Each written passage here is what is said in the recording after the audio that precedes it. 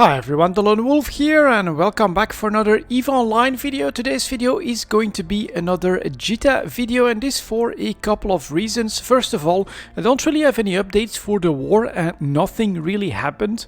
I haven't seen any of the enemies. And secondly, I have to be honest, I haven't spent that much time in EVE Online either because of the new leak of Path of Exile. I have been spending quite a little bit of time in Rayclast as well in the last couple of days, but that's not why you guys are here. Of course, we are here for the EVE Online stuff, and on the market front I have some really good news. Let's take a look at my market orders. For instance, all I'm trying to buy now are Manticores for 24 million. This is a buy order that I've set up like 2 months ago, I think. I'm hoping that it still triggers in the next month, but everything else has been bought. That means that I now have a Basilisk for 175 million. I have a Heretic for 52 million. I have Hypersynaptic Fibers for less than 9,000 disc. Look at that, buyers have already been forced up above that.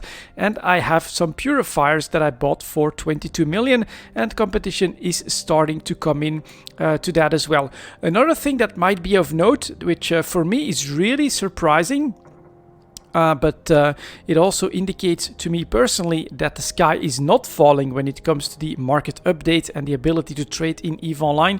Look at what's left of all my sell orders. I have done one relisting of everything in JITA, and outside of my small remote capacitor transmitters, everything else in JITA has sold. So I do think things are a little bit slower, but if like me you're not very patient and you don't want to min-max your orders too much, if you're decently aggressive with your sell order and you're not too large in volumes, I think the chances are actually higher now that you'll be able to get your sales because, well, it's, I think, more likely that real market players will actually say, I'm not going to relist my orders below this guy who's only selling 10 of the item. I'm gonna grab those 10 and then we're gonna try and sell those later down the line for a better price. So all of these things are, of course, I think, really good news.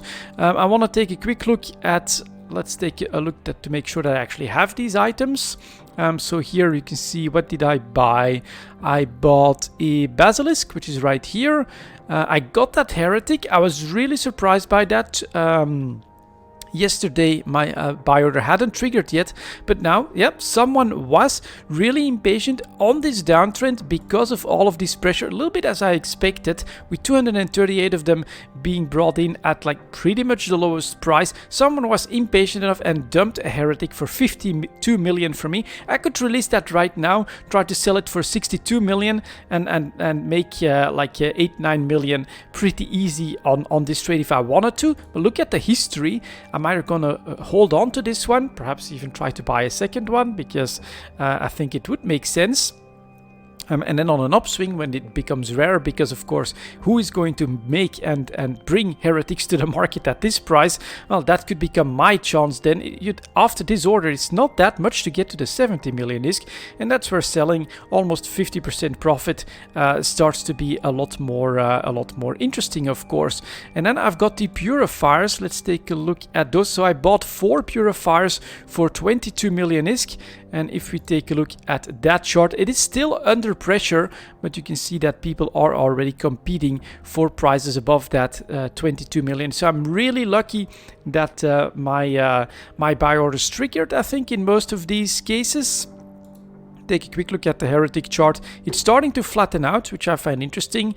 I think supply is going to start to drop off, and you can still try and grab it for 52 million. And then for the Basilisk, yeah, 178, 180, 208 already for the sellers as well. You can clearly see here the trend has been broken, and I actually have a theory on that as well, why I think, and it's entirely by accident, I assure you guys, that my timing may have been perfect when it comes to buying these Purifiers, especially this Basilisk, maybe also the Heretic, but that's going to be a bit more of an outlier. And that is, of course, because of the latest dev blog that CCP has released. It's about the release for March 24th, which is called Loyalty to lowsec, and it is you know, pretty damn interesting. It's also going to be the last one for the PvP quadrant, which, I mean, time flies when you're having fun. I wasn't even aware that that was already ending, but yes, we are going to have the release at the end of March, and so after that we should be entering a different quadrant with a different feel, different types of events, different focus as well. But this one is going to focus very heavily on lowsec, faction warfare. It's going to bring a new faction warfare site for battleships. It's going to make it easier to go around those gates, apparently. I mean, I'm just going to quickly browse through. Oh, it's also going to bring the frigate escape bay, which might be interesting. And what I really liked here, increased PvP loot drops and warp speed increase specifically for lowsec. So there you'll have, you know, better loot drops. You'll warp around faster. This could really give a massive boost to PvP activity in EVE Online around faction warfare in lowsec. And of course, smaller gangs. What will they bring? Well, some logi, something like a Basilisk might see a real resurgence. More solo players or third parties might really be interested in some stealth bombers, so perhaps my purifiers could go up. Yeah, this is entirely by chance, but I think that there's a very good chance that these ships will be tradable a little bit after that update hits, so a bit over a week, at a substantially higher price because of the update from CCP. On top of that, there's going to be a Champions of lowsec event as well, where the alliance with the most destroyed value is going to get some prizes. That's pretty cool as well. And then finally, the last bit here is going to be about the New Eden store, where we get some skin specials and things like that. I think I'll put a link to the dev blog itself if you want to read on it in the description below this video. But yeah, very interesting, of course, for my personal investments. And then over here in my item hanger, the hypersynaptic fibers, as I've said, I bought those now for just below 9,000 ISK, and the first buyers are starting to compete above that, 10k for the sellers as well. I mean, this is looking really good for me on the Purifier and the Basilisk, especially. Heretic, I could already take some profits if I want to, and I still have that cheap Cerberus as well, which I bought for 195. Let's take a quick look at that market. Look at that, exactly right on time. I think again that the dev block might have something to do with this bottom finally forming, but we are starting to pull away from that 195. People are trying to buy for that exact same price, but sellers are already up to 230. So it's really looking up for my Tech 2 investments. And in general, this is really one of those, so I should just put all of these on the ticker because I could try to sell them later down the line. Same with this one. So all of these are my current investments that I have. And yeah, one of my favorites actually parts of EVE Talk is looking at what happens with the Tech 2 ship market. And right now, I think it's going to be very interesting with that lowsec faction warfare update. And you can see those spikes, that volatility. I love to try to trade in those. I'm getting better and better at that as well. By the way, look at the Guardian, how awesome this one is. Also, you know, bottoming out. Yeah, I don't know, 181 for the buyers. Are people competing around that in trade up? No. You could try to buy this for 182. Let's take a quick look at my previous trades. When it comes to the Guardian, bought for 180, sold for 240. This is already on the way up. I'm gonna place another one right here, and I'm gonna go pretty aggressive. I'm gonna go 184. And then give that 3 months. Maybe a little bit expensive. I'm gonna pay 190, but I think the potential is there to still snag this trade, especially if I'm this aggressive with my buy price. So let's press buy on this one. Pretty expensive, 6 million ISK, but all right. I want to give myself a chance, and then let's edit the text here and put it up for 184 million was the buy price. Now keep in mind, of course, 6 million in order to place it is pretty expensive, but we have to trying to buy. And in the Tech 2 ship market, in my opinion, you have that amazing volatility that can really be very, very profitable. So I'm taking those gambles right now, and it is looking really good from my personal perspective. If you want to know everything about that March release, definitely take a look at the dev blog that I'll link in the description. And then next up, let's also take a look at my blueprint copies. These are far less efficient at the moment. If I want to show you guys my blueprint copy jobs right now, you can see all of them are happening in Lower Debel in the Chemeltech plant or factory, because well, it's an NPC station. I don't want to risk these blueprints. It takes longer, it is more costly than in my personal structure. But let's perhaps also take a look at the evolution of prices, especially for this stuff. Here is the Athenor blueprint, so I'll start with that one. Current station 17.4 million. This stuff was like 4 million, 3 million, like a couple of months ago before CCP announced the redistribution. So that is not bad. And I'm in fact going to, let's see, and there's a couple for me at 17.5. Someone is undercutting me. We're gonna go another step down, and we're gonna go at 69. But very, very expensive at the moment. This is definitely making me quite a bit of a profit as well. And then let's take a look at finish. Yes, how many more can I do? Starting page, I can make 6 more. All right, I'll take a look at these ships then as well. Let's start with the Charon.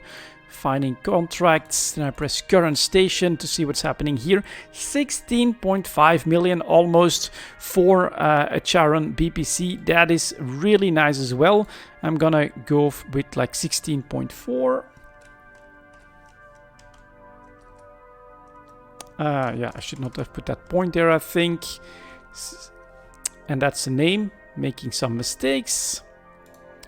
Let's do create contract, and then you press next before you put in the price, and next again, and here we go, 16.4. They've been selling like hotcakes, so I do think that this super narrow margin is alright to do. Then there's gonna be some exceptions, I think. If I'm not mistaken, the Basilisk, yeah, that one is not doing that great, but it's still 9 million. It's definitely increasing as well from what I remember my last selling trip, so that's good news. Let's try 8.9 on this one. Definitely making a profit from that as well, but it's less efficient at the moment because of the war. So that is one impact that is definitely true. For the Providence, it's looking up as well. 20 million ISK for a Providence BPC in Jita.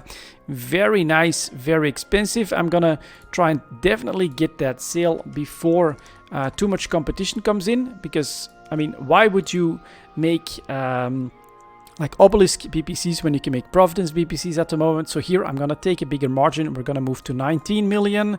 Let's press yes. Basically the cost of this one is exactly the same, but look at the extra profit, 10 million, just like that. Really nice. And then finally we've got the Orca as well. Let's take a look at that one. And going for, well, you've got 10 million here, but that's an auction, and then 15.5 for just one. And then we're already going up for 18. Now here I'm producing a lot of them, but I also tend to know the market because I've been making so many of them. I think I could actually try to put myself in between these two. This one will be sold decently quickly, I'm confident. I think 17.5.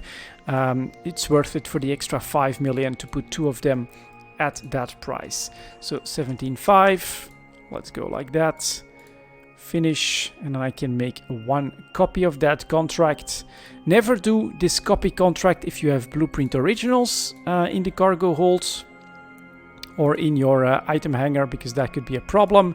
And then we should be there. No, I can make 1 more. Well, we'll take a look at what's selling best between the Astrahus and the Reiterud then. So the Astros, 4.4 million, 4.5 million. That's what the refinery used to go for as well. So definitely not a good price. And then of course this is the cheapest, easiest to make blueprint as well. For the Reiterud, 3.7 million.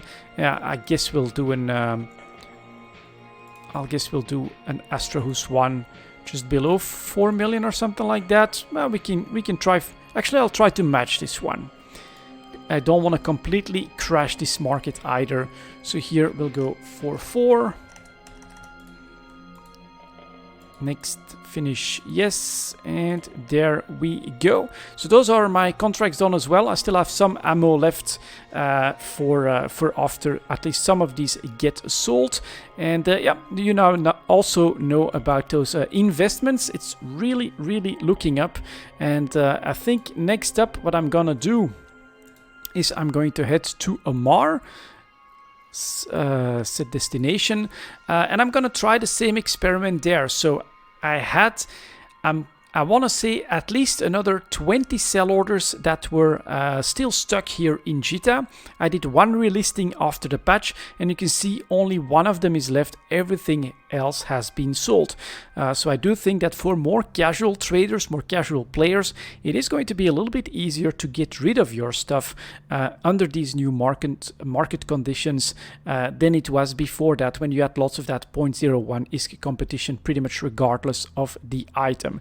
We've got like half a dozen more to do in Amar. We'll see if that experiment works out or not. And then of course I still have some sell orders in the Grand Bazaar in Dital as well, in my own market, which unfortunately, but it's also quite natural, has completely dried up. There's almost nothing left for sale there because of the war deck, of course. It is effective as a blockade tool if you want to sabotage somebody's market. That does work well, because I couldn't even buy fuel there anymore. There was always plenty of fuel for everything to be fueled from within the market itself, but now that is pretty much all gone. Everything has moved to nearby NPC stations. Very natural response, but something that I wanted to share with you guys as well. I still have like some ammo stuff that's available there, so I'm not too worried about losing that. But yeah, trade in the Grand Bazaar is really not doing well at the moment, unfortunately. But I'm starting to make some room for new sell orders, so I'll look perhaps after the war, something like that, if we can find something cool to produce, and yeah, we'll keep going with our market experiments, of course, which is one of my favorite aspects in EVE Online. Of course, the sandbox market is very cool, and yeah, it's looking up for my Tech 2 ship investments. Everything is primed and ready for the March 24th patch. Bring on all of that PvP action, and then start buying basilisks and purifiers, please, because that would be really amazing. That's gonna be it for this video, guys. Thank you very much for watching, and as always, I'll see you next time.